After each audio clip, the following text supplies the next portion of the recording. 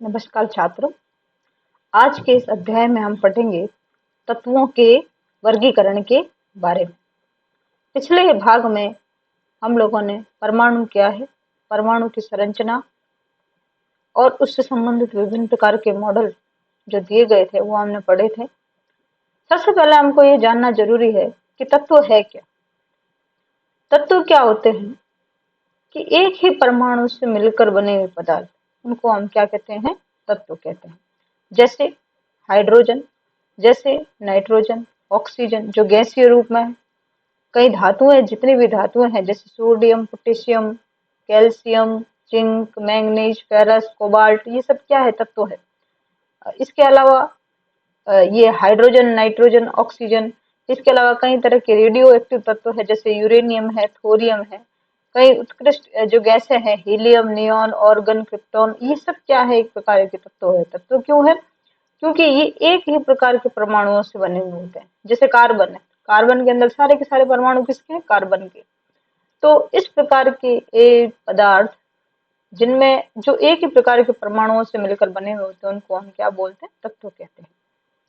अब अगर हम इस पृथ्वी पर देखें तो अभी तक कुल 118 तत्व ज्ञात है। कितने तत्व ज्ञात है? 118 तत्व ज्ञात है। और इन 118, ये जो 118 तत्व है, अगर हम देखें तो इन 118 तत्वों के भौतिक गुण, इनके रासायनिक गुण अलग अलग प्रकार के। भौतिक गुण मतलब परमाणु का आकार, उनका रंग, रूप, उसका गलनांक, उसका क्वथनांक। और रासायनिक गुण मतलब उसके दूसरे पदार्थों से वो किस प्रकार की रासायनिक अभिक्रिया दर्शाता है, किस प्रकार के नए पदार्थ बनाता है, ये इसके रासायनिक गुण कहलाते हैं। अगर हम 118 तत्वों में एक एक तत्व को लें तो हर तत्व के अपने भौतिक गुण हैं और अपने रासायनिक गुण हैं जो दूसरे सभी तत्वों से अलग है। अब जब 118 तत्वों के भौतिक गुण और रासायनिक गुण अलग अलग है, तो क्या किसी विद्यार्थी को अगर हमें कहा जाए कि आप इन 118 तत्वों के भौतिक गुण और रासायनिक गुणों का अध्ययन कर लें या उसको याद रखें, तो शायद हमारे लिए जो है उनको याद रखना संभव नहीं है। और इसी के लिए कि इनके एक सुव्यवस्थित अध्ययन के लिए सरल तरीके से हम किस प्रकार से कम समय में आसानी से किस प्रकार से इन सारे तत्वों के भौतिक और रासायनिक गुणों का अध्ययन करें, इसलिए तत्वों के वर्गीकरण की आवश्यकता पड़ी। उनका क्या किया गया? वर्गीकरण। वर्गीकरण का क्या अर्थ होता है? वर्गीकरण का अर्थ होता है कि समान गुण धर्मों वाले, सामान्य रूप से बता दूं आपको कि कोई भी पदार्थ है या वस्तुएं हैं जो एक जैसी वस्तुएं हैं, उनका समूह बनाना। एक जैसी वस्तुओं का क्या बनाना? समूह बनाना। इसी प्रकार से अगर हम तत्वों के वर्गीकरण से देखें तो जो एक जैसे गुणों वाले जो तत्व हैं, जिनके भौतिक और रासायनिक गुण आपस में मिलते हैं, उनको, उनके लिए अलग अलग क्या बनाना? समूह बनाना। जो एक जैसे लक्षण रखते हैं उनको एक समूह में रख दिया, ठीक है ना। तो इस प्रकार से इस प्रक्रिया को हम बोलते हैं वर्गीकरण। वर्गीकरण कर जो है इस, और वर्गीकरण करने से क्या होता है कि हमारे लिए जो अध्ययन है तत्वों का आसान हो जाता है। उदाहरण के लिए जैसे मान लीजिए 118 तत्व है और 118 तत्वों में हमने मान लो कि 7 वर्ग बना दिए, इस 7 समूहों में बांट दिया। तो हमारे लिए, और 7 समूहों को हमने लक्षणों के आधार पर बांट दिया, तो हमारे लिए 118 तत्वों की बजाय 7 समूहों के लक्षणों का अध्ययन करना आसान होता है। तो इसलिए तत्वों का वर्गीकरण किया जाता है। एक वर्गीकरण का और अच्छा उदाहरण है, अगर हम किसी दुकानदार, अगर हम किसी दुकान के अंदर जाएं तो अक्सर आपने देखा होगा कि वहां पर जो भी वस्तुएं दुकानदार रखता है वो उनको बड़ी व्यवस्थित तरीके से रखेगा, जमा के रखेगा, वर्गीकृत करके रखेगा। जैसे अगर हम साबुन देखेंगे उसकी दुकान पर, तो साबुन उसने क्या किया है, उसने कपड़े धोने के साबुन, बर्तन धोने के साबुन और स्नान के साबुनों को अलग अलग कर दिया, अलग अलग उसने अपने रैंक के अंदर उनको रखा। और जो साबुन है जैसे स्नान के साबुन, उसमें भी अपन देखते हैं अलग अलग कंपनी के साबुन आते हैं, तो उसकी भी उसने अलग अलग लाइनें बना रखी। अब कोई भी अगर ग्राहक उससे मांगेगा कि भाई मुझे सिंथॉल का साबुन दे दे या मुझे लेडल का साबुन दे दे, तो वो आसानी से निकाल के उसको दे देगा। क्यों? क्योंकि उसने उनका एक व्यवस्थित वर्गीकरण कर दिया। अगर यही दुकानदार किसी बक्से के अंदर सारे साबुन एक साथ रख देता और उसको कोई भी साबुन निकालने को बोले किसी कंपनी का, तो शायद उसके लिए जो है संभव नहीं होता। तो इस प्रकार से तत्वों को व्यवस्थित करना, उनको समूहों में रखना, ताकि तत्वों का जो अध्ययन है वो सुगम और सरल हो सके, इसलिए जो है वर्गीकरण तत्वों का किया जाता है। ठीक है ना, ताकि हम ये जो तत्व ज्ञात है, 118 तत्व ज्ञात है, इनको बड़ी आसानी से उनका सुव्यवस्थित तरीके से अध्ययन कर सके। अब समय समय पर अलग अलग वैज्ञानिकों ने तत्वों का अपने अपने प्रकार से वर्गीकरण किया, वर्गीकरण के अलग अलग तरीके दिए, उन्होंने सिद्धांत दिए। तो इसमें से जो मुख्य सिद्धांत हम लोगों को पढ़ने हैं वो है डाबे राइनर का त्रिक नियम, न्यूलैंड का अष्टक नियम, मेंडलीफ की आवर्त सारणी और आधुनिक आवर्त सारणी। ये कुछ वर्गीकरण के तरीके हैं तत्वों को जो वर्गीकृत करने के, उनके बारे में अपन को एक एक करके पढ़ना है। सबसे पहले इसके अंदर आता है डाबे राइनर का त्रिक नियम। डाबे राइनर जो थे, इन्होंने क्या किया था, इन्होंने तत्वों को तीन तीन के समूह बनाए जो समान गुणधर्म वाले तत्व थे। मतलब इन्होंने क्या देखा कि जो एक जैसे गुणधर्म वाले तत्व थे उनके क्या कर दिए, तीन तीन तत्वों के इन्होंने क्या किए, समूह बना दिए। तो जब इन्होंने इनको परमाणु भारों के बढ़ते क्रम में व्यवस्थित करके रखा, तो इन्होंने क्या देखा कि पहले तत्व का परमाणु भार और तीसरे तत्व का परमाणु भार का अगर हम औसत निकाल दे तो वो मध्य वाले तत्व के बराबर, लगभग उसके क्या आएगा, बराबर आएगा। मध्य वाले तत्व के परमाणु भार के क्या आएगा, बराबर। जैसे यहाँ पर देखिए लिथियम का परमाणु भार कितना है, 7, और पोटेशियम का परमाणु भार कितना है, 39। तो अगर और 7 और 39 को का औसत निकाले हम, औसत हम किस प्रकार से निकालते हैं, दोनों को जोड़ के उसमें 2 का भाग दे दिया, तो यहाँ पर जो क्या आ जाएगा, 39 और 7 कितना, 46/2, यानी कितना आ गया, 23। तो सोडियम का परमाणु भार 23 होता है। तो जिस प्रकार से आप देखें कि लिथियम और पोटेशियम के परमाणु भारों का मध्य मान इस सोडियम का परमाणु भार है, तो इसी प्रकार से जो सोडियम के गुण है वो भी लिथियम और पोटेशियम के बिल्कुल बीच के। समझ में आई बात। तो इस प्रकार से इन्होंने ये तत्वों का वर्गीकरण दिया। इसी तरीके से एक उदाहरण है इसमें क्लोरीन, ब्रोमीन और आयोडीन का। क्लोरीन का परमाणु भार कितना होता है, 35.5, और आयोडीन का होता है 127। कितना होता है, 127। अगर इन दोनों का औसत निकालना है, 127 और 35.5 को जोड़ दें तो ये आ जाएगा 162.5, और इसमें 2 का भाग दिया तो ये आ जाता है 81, जो लगभग 80 के लगभग, 80 और 81 बिल्कुल क्या होते हैं, बराबर होते हैं। तो इस प्रकार से ये ब्रोमीन का परमाणु भार जो है वो क्लोरीन और आयोडीन के मध्यवर्ती है, और इसके जो गुण होते हैं वो भी क्लोरीन और आयोडीन के बिल्कुल बीच के होते हैं। औसतन इसमें क्लोरीन के समान भी गुण धर्म रखता है और आयोडीन के जैसे भी गुण इसमें पाए जाते हैं। ठीक है, तो ये, लेकिन ये जो नियम था डाबे राइनर का त्रिक नियम, ये कुछ ही तत्व जो है वो इसका अनुसरण करते थे, इस नियम का। लेकिन धीरे धीरे जो नए तत्व ज्ञात हुए आगे, वो डाबे राइनर के त्रिक नियम का पालन नहीं करते थे, इसलिए ये नियम क्या हो गया, फेल हो गया। इसके बाद में अगला जो नियम आया था वो था न्यूलैंड का अष्टक नियम। कौन सा नियम था, न्यूलैंड का अष्टक नियम। न्यूलैंड ने क्या किया, तत्वों को उनके परमाणु भारों के बढ़ते क्रम में व्यवस्थित किया।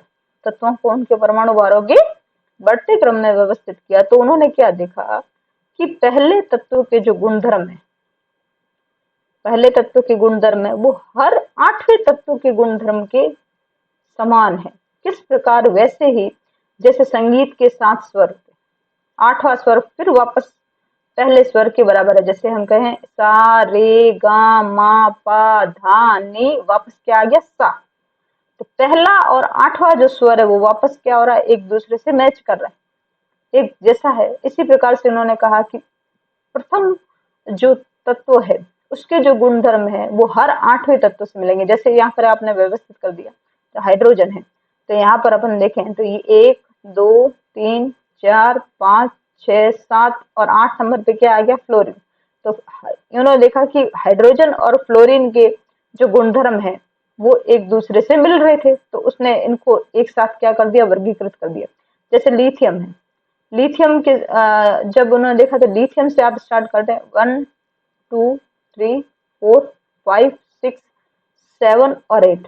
तो लिथियम और सोडियम के जो गुण है वो आपस में मिलते थे। तो इस प्रकार से उन्होंने एक वर्गीकरण जो है समान गुणधर्मवार समूहों को वर्गीकृत किया।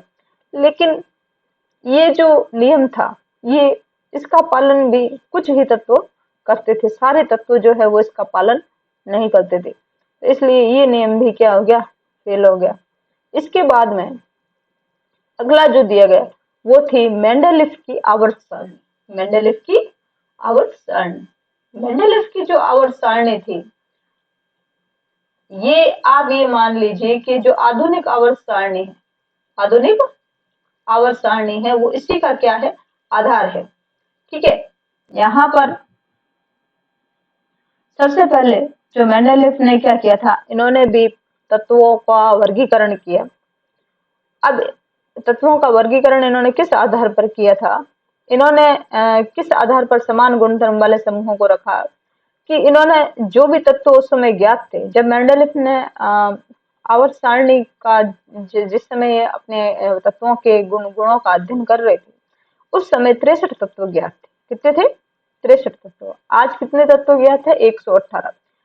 जिस समय इन्होंने अध्ययन किया था, आज से 400-500 साल पहले की बात है, तो उस समय जो है ये 63 तत्व ही ज्ञात थे। अब ये जो 63 तत्व है, इन्होंने क्या किया, इनकी ऑक्सीजन और हाइड्रोजन से अभिक्रिया करवाई, इनके रासायनिक गुण देखे। तो जो तत्व एक ही जैसे ऑक्साइड और एक ही प्रकार के हाइड्राइड बनाते थे, उनको इन्होंने एक समूह के अंदर रख दिया, उनके समूह बना दिए। जैसे, और इस प्रकार के इन्होंने कितने समूह बनाए, 8 समूह। जैसे पहले समूह के जितने भी तत्व थे वो R2O प्रकार के ऑक्साइड और RH प्रकार के हाइड्राइड बनाते थे। तो इस प्रकार के R2O प्रकार के जो भी ऑक्साइड, इन 63 तत्वों में से जो भी R2O और RH प्रकार के ऑक्साइड और हाइड्राइड बनाते थे, उनको एक समूह में रख दिया।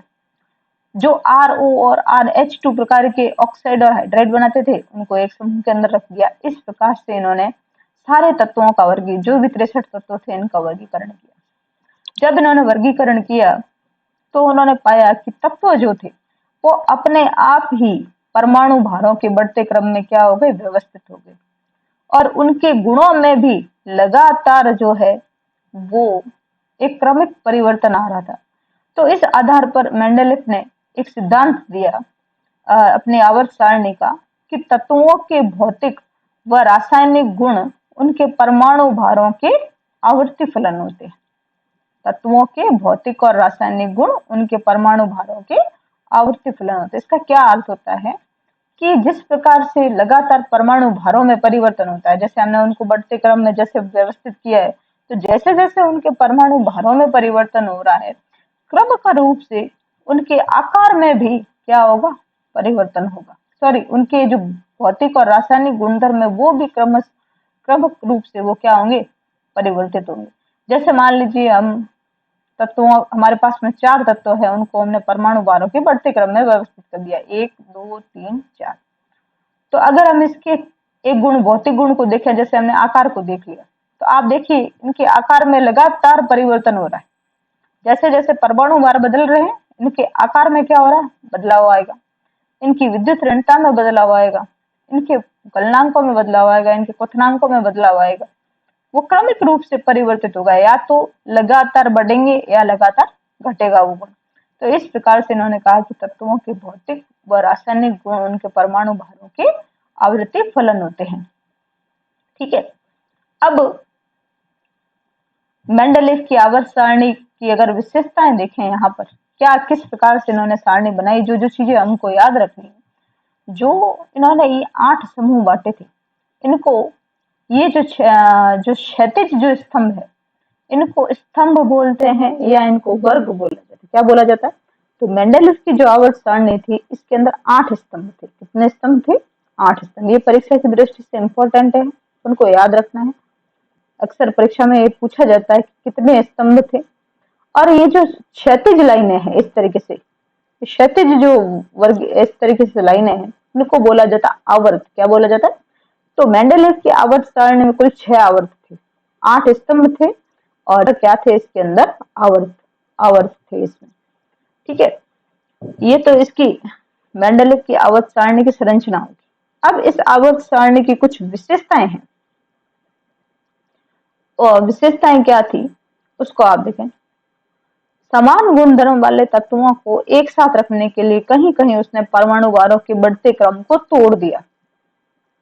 जब मेंडलीव की आवर्त सारणी को उन्होंने जब ये इस आधार पर व्यवस्थित किया था, तो उन्होंने देखा एक चीज, कहीं कहीं पर उन्होंने देखा कि समान गुणधर्म वाले जो तत्व है वो एक साथ नहीं आ रहे थे। तो उन्होंने क्या किया कि वहां पर परमाणु भारों के क्रम को उन्होंने क्या कर दिया, बदल दिया। जैसे यहाँ पर देखिए, अगर हम देखें, हमने इनमें परमाणु भारों के बढ़ते क्रम में व्यवस्थित किया गया, यानी पहले कौन आना चाहिए, कम परमाणु भार वाला, फिर उससे ज्यादा परमाणु भार वाला, फिर उससे ज्यादा, ये एक व्यवस्था थी। लेकिन कहीं कहीं इन्होंने क्या किया, इसको चेंज कर दिया। जैसे यहाँ पर देखिए, यहाँ पर कोबाल्ट है, कोबाल्ट का कितना है 58.93, परमाणु भार कितना 58.93। और निकिल, एनआई कौन सा तत्व था, निकिल, इसका कितना 58.72।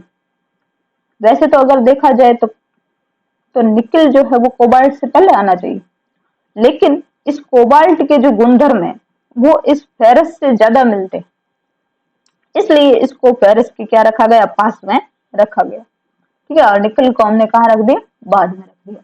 तो इस प्रकार से जो गुणधर्म है, यहाँ पर अपन देखें, यहाँ पर देखो ये टेलुरियम और आयोडीन, यहाँ पर देखिए ये जो टेलुरियम है इसका परमाणु भार कितना दिया 127, जबकि आयोडीन का कितना 126। ठीक है, अब यहाँ पर होना तो ये चाहिए कि आयोडीन पहले आना चाहिए और टेलुरियम कहाँ आना चाहिए, बाद में। लेकिन जो टेलुरियम के आयोडीन के जो गुण है वो सातवें समूह से मिलते थे। कौन से समूह से मिल रहे थे, ये इस प्रकार के ऑक्साइड बना रहा था, जबकि टेलुरियम जो है वो छठे समूह से, छठे स्तंभ वाले तत्वों से समानता रखता था। तो इस आधार पर इन्होंने क्या किया कि एक जैसे गुणधर्म वाले तत्वों को साथ में रखने के लिए इनके क्रम को, इन्होंने जो परमाणु भार का क्रम था उसको उसने क्या कर दिया, तोड़ दिया। अगला आप देखिए, इसके अंदर नए तत्वों के लिए स्थान खाली छोड़ दिया। इन्होंने क्या किया, बीच बीच में जो कहीं कहीं इनको लगा है कि यहाँ पर बीच में और कोई ना कोई तत्व नया आना चाहिए, परमाणु भार, जैसे मान लीजिए कि एक 40 का परमाणु भार वाला आ गया, उसके बाद में 48 वाला परमाणु भार का तत्व आ गया, तो कहीं ना कहीं इन्होंने ये अंदाजा लगाया, भविष्यवाणी की कि इन तत्वों के बीच में नए तत्व भी आएंगे। और खाली उन तत्वों की भविष्यवाणी नहीं, बल्कि इन्होंने उन आने वाले तत्वों के परमाणु भार, उनके भौतिक गुण, उनके रासायनिक गुण, उनके ऑक्साइड, उनके हाइड्राइड के सूत्र तक भी इन्होंने पहले जो है बता दिए थे। जैसे मेंडलीव की आवर्त सारणी में अगर यहाँ पर आप देखेंगे, तो यहाँ देखिए, यहाँ पर ये एक जगह खाली छोड़ी हुई, देखिए 44 परमाणु भार वाला तत्व है, उसके लिए खाली छोड़ी। ये खाली क्यों छोड़ी गई है, ये रिक्त स्थान इसलिए खाली छोड़ा क्योंकि ये तत्व उस समय ज्ञात नहीं था। ठीक है, लेकिन इन्होंने यहाँ पर भविष्यवाणी कर ली थी कि यहाँ पर कोई ना कोई तत्व आएगा और उसका परमाणु भार कितना होगा, 44।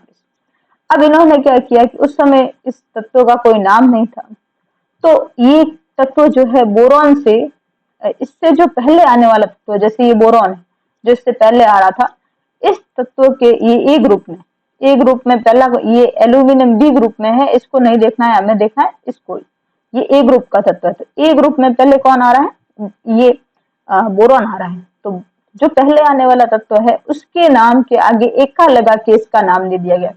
तो इस समय जो ये 44 परमाणु भार वाला तत्व, उसका नाम क्या रखा गया, एका बोरॉन। क्या नाम रखा गया, एका बोरॉन। और जब इस तत्व की ज्ञात हो गया, ये तत्व बाद में जब पता चल गया, तो ये क्या था, स्कैंडियम। कौन सा तत्व था, स्कैंडियम तत्व था। और स्कैंडियम जो है इसका परमाणु भार, इसके भौतिक रासायनिक गुण जो इन्होंने एका बोरॉन के बारे में बताया था, बिल्कुल सेम जो है, बड़ा उसके जो भविष्यवाणी जो इस तत्व के बारे में की थी वो बिल्कुल उनकी सटीक थी। इसी तरीके से देखिए एका एल्यूमिनियम, यहाँ पर आप देखिए ये 68 वाला तत्व, ये बी समूह का तत्व है। यहाँ पर आप इसमें थोड़ा कंफ्यूज नहीं होएगा, यहाँ पर उन्होंने हर स्तंभ को भी ए और बी दो उप समूहों के अंदर बांट दिया था। तो यहाँ पर देखो ये 68 वाला जो तत्व था वो उस समय ज्ञात नहीं था। तो ये ज्ञात नहीं था, तो इन्होंने क्या किया, इससे पहले आने वाला तो क्या था, एल्यूमिनियम, तो इसका नाम इन्होंने क्या दे दिया, इक्का एल्यूमिनियम। और यहाँ पर देखिए उन्होंने उसके परमाणु भार को भी पहले बता दिया कि यहाँ पर एक तत्व आएगा जिसका परमाणु भार क्या होगा, 68 होगा, और उसका नाम उन्होंने क्या दे दिया, इक्का एल्यूमिनियम। और जब इस तत्व की खोज हुई तो ये तत्व कौन सा था, गैलियम। कौन सा तत्व था, गैलियम। इसी तरीके से जर्मेनियम जो तत्व है वो है इक्का सिलिकॉन। यहाँ पर आप देखिए, ये यहाँ पर ये जो है ये सिलिकॉन, यहाँ पर ये देखिए 72 वाला जो परमाणु भार वाला तत्व है, यहाँ पर एक खाली जगह छोड़ी गई है। तो ये किससे पहले, इससे पहले तत्व कौन सा आ रहा, सिलिकॉन, तो इसका नाम क्या दे दिया गया, एका सिलिकॉन। तो इस तरीके से इन्होंने जो नए तत्वों की, जो आने वाले तत्व थे उनकी भविष्यवाणी भी इन्होंने पहले कर दी।